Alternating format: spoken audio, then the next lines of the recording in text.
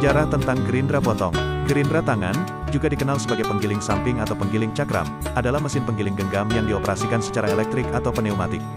Mereka dapat digunakan untuk memotong benda kerja atau menghilangkan bahan berlebih dari benda kerja. Tergantung pada aplikasinya, ada banyak disk yang dapat digunakan dengan penggiling sudut. Misalnya, berikut adalah beberapa jenis disk untuk alat ini: cut off disk, memotong disk; abrasive grinding disk, cakram Gerindra abrasif; sanding disk, pengamplasan cakram; grinding stone, batu Gerindra; polishing pads, bantalan poles; war brush wheels, roda sikat kawat. Hal yang kita tahu pasti adalah bahwa seseorang, di suatu tempat, pada suatu waktu menemukan mereka karena mereka dikelilingi oleh logam kasar dan sulit dipotong.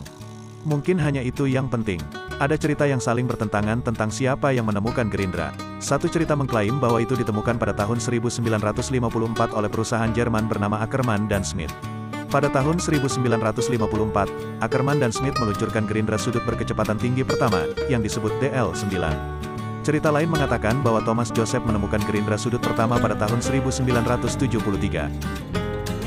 Alat ini relatif baru di dunia perkakas listrik. Cerita pertama lebih masuk akal, karena perangkat portabel, yang dilengkapi dengan piringan pemotong dan dioperasikan oleh motor listrik, yang dengannya material keras, seperti batu, beton, logam, dapat dipotong, masih disebut flex di kalangan penggemar alat. Kata kembali ke penemuan oleh Hermann Ackermann dan Hermann Schmidt, yang mendirikan sebuah perusahaan di Stuttgart Bad Cannstatt pada tahun 1922 untuk memproduksi dan memasarkan penemuan mereka. Mereka memiliki ambisi untuk memproduksi dan menjual penggiling tangan, yang dengan nama model M6 telah menjadi kenyataan dan dengan demikian merevolusi perdagangan. Gerindra pertama dari dua penemu masih merupakan benda yang sangat berat. Mereka terbuat dari besi cor padat dan tidak memiliki bentuk yang praktis. Meskipun berat dan ukurannya membuatnya lebih mudah untuk ditangani, penggunaannya masih membutuhkan banyak usaha.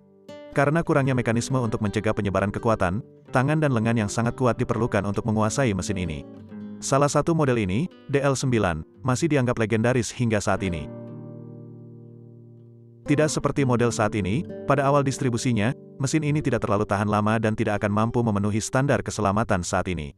Model saat ini tidak hanya lebih aman dan tahan lama, tetapi juga lebih ringan dan lebih mudah digunakan. Berkat modifikasi desain oleh pabrikan pada tahun 1984, menjadi mungkin bahwa penggiling sudut tidak lagi hanya mesin untuk pekerjaan kasar, tetapi juga dapat digunakan untuk operasi khusus. Ini termasuk pekerjaan pemolesan, penggilingan batu dan penggilingan drywall.